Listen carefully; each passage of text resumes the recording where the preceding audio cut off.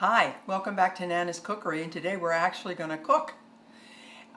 Some of my recipes are 40 years old, 50 years old. This particular recipe is about 4 days old for me. I was having my sister Pat and her husband Ted for dinner last weekend, and I thought, I'd sort of like to make something different, and I got on the computer, and I went to allrecipes.com, and I found pork tenderloin with Dijon Marsale sauce, and that just sounded really good, so I made it. We enjoyed it. My husband and I enjoyed it the next night, and my husband is having a wine tasting tonight, and he said, would you make it again? I think that would be a really nice entree for them. So that's what we're doing. I'm starting with a couple of pork tenderloins, and the size can vary according to your family and what you're doing. And right now I'm just going to do some trimming. I'm just going to take up some of the fat and some of the things to make it a little more meaty and less fatty and less silver skin, and I'm kind of using a boning knife to take that out, and we'll trim some fat. And then I'm going to coat it with mustard, and after I coat it with mustard, we're going to saute it in a pan, then we're going to bake it in the oven, and while it's baking we're going to cook a sauce that reduces. So right now we'll start with the tenderloins. We'll start with my trimming them. Now it calls for putting 4 tablespoons of mustard on the pork. I found when I did it, it was better to coat it on the top, take it over to the saute pan, turn it over and put it down, and then put the other mustard on the top, rather than trying to transfer pork tenderloin with mustard all over it. And now I'm going to put a tablespoon of mustard on each side. I'm just going to spread it. Now, of course, I realize I'll have to get a clean spoon when I go to do the other side. I don't want to put a spoon in mustard that's already been on meat. So now I'm going to take this and I'm going to put it upside down in the pan.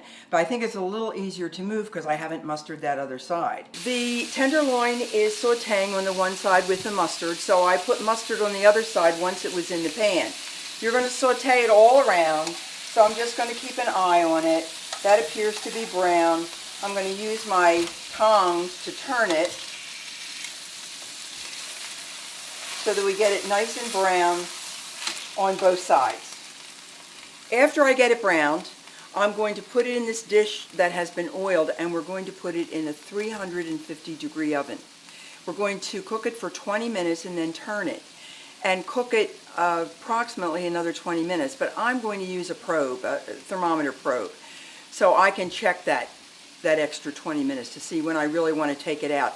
I want the pork to be about 155, so I'll put the probe in and I'll set it maybe at 153, because that tells me, hey, you have to pay attention, you're almost there. And while it's in the oven, we're going to make a sauce in this pan. Okay, we're putting the tenderloins into an oven that's been heated to 350. Again, we're going to cook it for 20 minutes and then we're going to turn it. We're back at the cooktop. I have melted 2 tablespoons of butter in the same pan that we browned the meat. I'm now going to add 2 chopped shallots, and I just sort of take off the end, cross-cut, and then slice down to make small things. We're going to let this cook on a low heat for maybe about 5 minutes to soften those shallots. We're ready to add the rest of our ingredients to our shallots in butter in the original pan. I'm going to add 1 cup of Marsala, 1 cup of heavy cream, and a tablespoon of mustard. I used to believe that all the alcohol burned off in sauces and things. At least that's what the common knowledge was.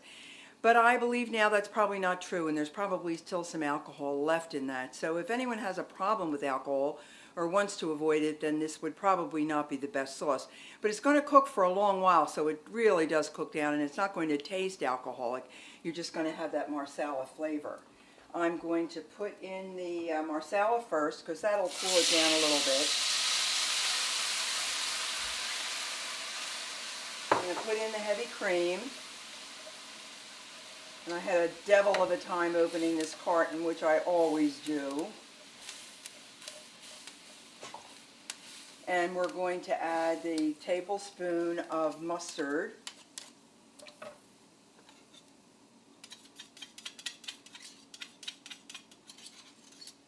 And this is going to reduce by about half, and you'll see it change. So we're going to let that cook while the meat is in the oven. I'm going to turn up the heat just a little bit. You can see how loose it is now, how thin it is, and how light it is. And it's going to change as it cooks. Our pork tenderloin is done. I used the probe and it's 158.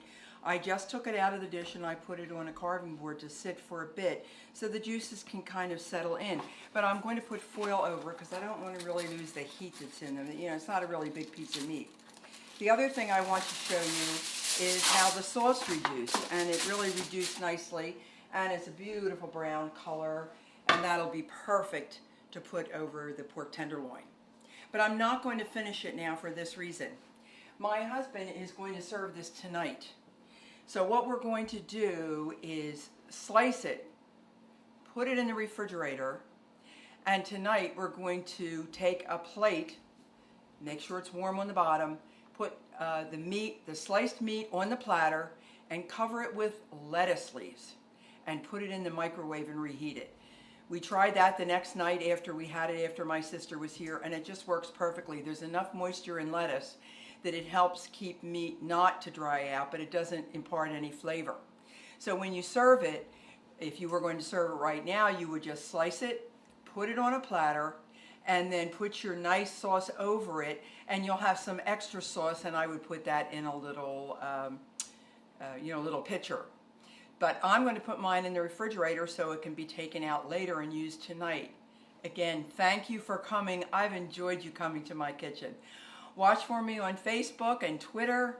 I'll try to think of something interesting, but meanwhile, I'm just chasing these pesky kids.